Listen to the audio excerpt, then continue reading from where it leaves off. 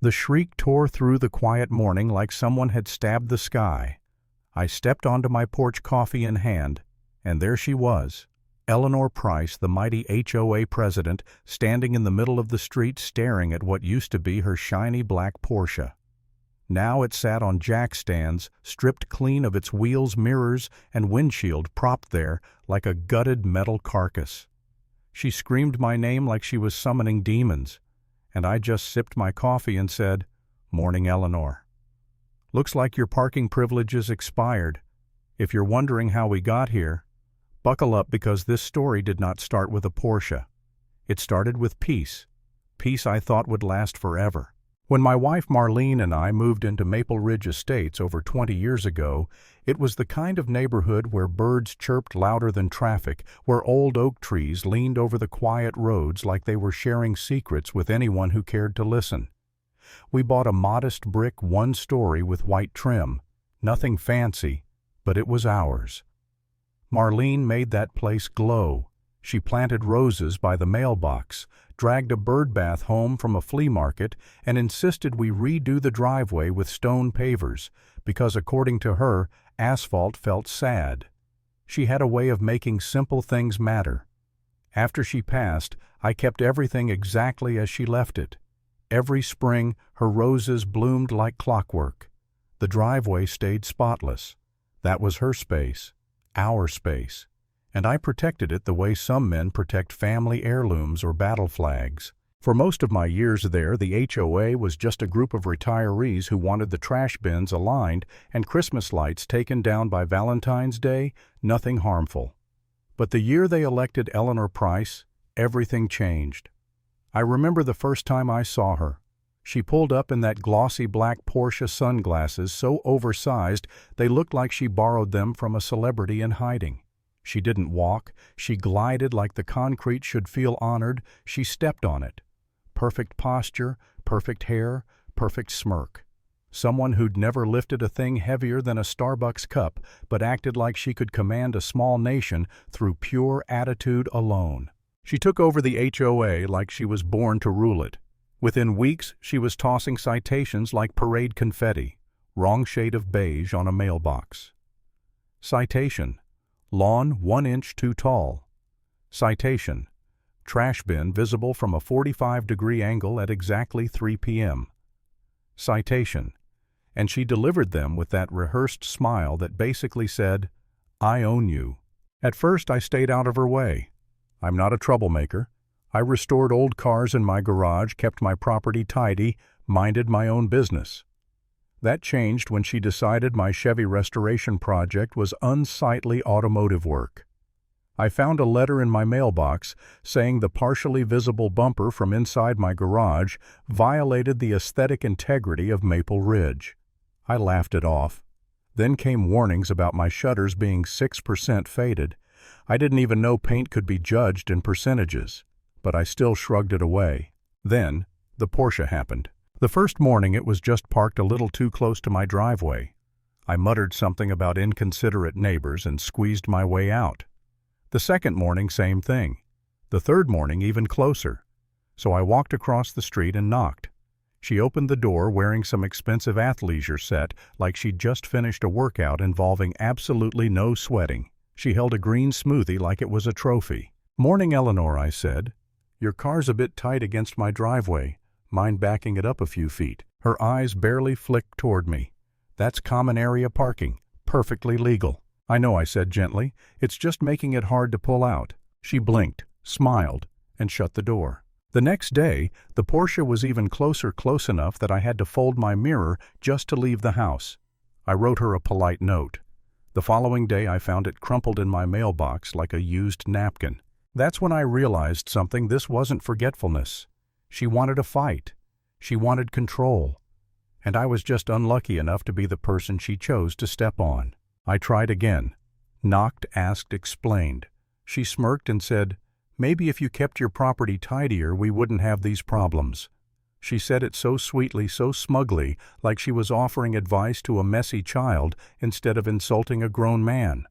She tossed her hair, flashed her "I run this neighborhood" smile, and shut the door again. I stood on her porch for a moment, stunned, angry. humiliated. I walked home feeling like an intruder in my own life. And as I stood in my driveway that night staring at the pavers Marlene had loved so much, I felt something I hadn't felt in a long time: defeat. A small, sharp voice in my head whispered, "Maybe she's right. Maybe you should just put up with it." I hated that voice. I hated that someone like her could make me doubt myself. The next morning, the Porsche was practically kissing my driveway. I couldn't exit without performing a 10-point turn. That's when I broke down and called the police. When the officer arrived polite but dismissive, he said, "Technically, sir, she's not blocking your driveway. It's an HOA issue." And just like that, Eleanor won the round. She watched from her porch, smirking like a queen overseeing peasants. That night, though, things shifted. I sat alone in my garage, surrounded by tools and the quiet hum of the old Chevy. I imagined Marlene sitting on her little stool, wiping grease off her hands, telling me what she used to tell me whenever life beat me down. Fight the right way, not the loud way. Something inside me clicked. I wiped my face, stood up, and said out loud, "Okay, Eleanor, you want a game? We'll play mine." I gathered everything: photos, timestamps, videos, certified letters. I researched property obstruction laws and HOA overreach cases. I built a binder so detailed it looked like a college thesis. And then late one night, when the skies were quiet and the neighborhood asleep, I rolled open my garage door and got to work. I wasn't angry. I wasn't destructive. I was precise. I slid the jack under the Porsche, lifting it just high enough, exactly where the frame could handle it without bending. Decades of restoring classic cars had trained my hands to move like surgeons. The wheels came off 1, 2, 3, 4, stacked neatly by my mailbox. Then the mirrors. Delicate pieces, expensive pieces, but not a scratch. Then the battery disconnected cleanly and removed. And finally, the windshield. Porsche windshields are tricky. They're bonded with urethane that needs heat and patience. Most people would crack it by accident. I didn't. 22 minutes later, it came off like it wanted to leave the car. By dawn, the Porsche was a hollow shell sitting exactly where she'd left it, only now it couldn't block anyone. And nothing, not one thing, was damaged. At precisely 7:18 a.m., like she always did, Eleanor walked out with her tea thermos. For a moment, she didn't understand what she was looking at. She blinked, tilted her head, and then unleashed a scream so sharp it could have cracked the remaining glass. "What did you do to my car?" she shrieked. I sipped my coffee. "Morning, Eleanor. Seems like you're missing some parts." "You destroyed it." "No," I said calmly. "Everything's intact. Wheels, mirrors, windshield sitting safely in my garage. You can grab them any time." She was trembling so hard her robe nearly slipped off her shoulder. Neighbors stepped outside, pretending to check mail or walk dogs' phones, quietly recording everything. Eleanor whipped out her phone and dialed 911 like I had just committed a felony. The same officers arrived. She pointed at me, sobbing and shrieking, "Arrest him! He destroyed my Porsche." The officers looked at the stripped vehicle, then at my perfectly organized binder. They examined the photos, the warnings, the certified notices. The female officer finally said, "Ma'am, everything he removed is intact. He issued multiple warnings. This is a civil matter, not criminal." "You're telling me you're not arresting him?" "That's correct." A couple of neighbors snorted. One choked on his coffee, trying not to laugh. The tow truck that showed up later needed 2 trips, one for the car body, one for the parts. I swear the tow driver mumbled, "What the hell happened here?" 3 different times. But Eleanor wasn't done. Oh no. 3 days later, I received a lawsuit. A thick envelope demanding $50,000 for property destruction, emotional damage, harassment, and my favorite, interference with her ability to perform essential HOA duties. I sat there staring at the papers, actually feeling my chest tighten. For the first time, fear settled in. Did I go too far? Am I actually in trouble? The voice of doubt returned, quieter this time, but still there. Maybe you should have stayed silent. But then I thought of her smirk, her arrogance, the way she used power like a weapon, and the way Marlene always said, "Stand up when it matters." So I called my nephew, who connected me with attorney Lydia Grant. Lydia flipped through Eleanor's lawsuit with a tiny smirk and said, "Oh, honey, we're not defending you. We're going on offense." She dug into HOA records, subpoenaed emails, demanded meeting minutes.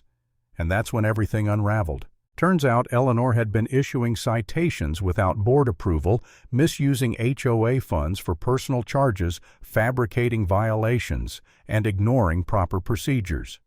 When the board realized they could be held liable for her actions, the whole neighborhood turned on its axis. The emergency meeting was chaos. Residents packed the room, phones recording. Eleanor stood at the podium, sweating through her blazer. "This is all because of that man," she shouted. "His driveway. His stupid driveway." Someone whispered loudly enough for half the room to hear, then stopped parking in front of it. The laughter that erupted cracked her open. You could see at the exact moment the power drained from her. Her voice faltered, her hands shook, her eyes darted like she was searching for an escape. The board voted unanimously. Removed as HOA president. Forced to repay misused funds. Ordered to post a written public apology for 30 days on the HOA Facebook page. And her lawsuit against me withdrawn immediately. 3 months later, her house went on the market. She moved out quietly. No Porsche in sight, just a moving van and a woman who had finally learned she wasn't invincible. I still walk onto my driveway every morning with a cup of coffee. The roses bloom. The bird bath stands quietly in the corner. And my peace is back. But I don't celebrate. I don't cheer. I just breathe and remember one simple truth. Some battles aren't won by shouting. They're won by standing your ground and knowing the rules better than the person trying to break you.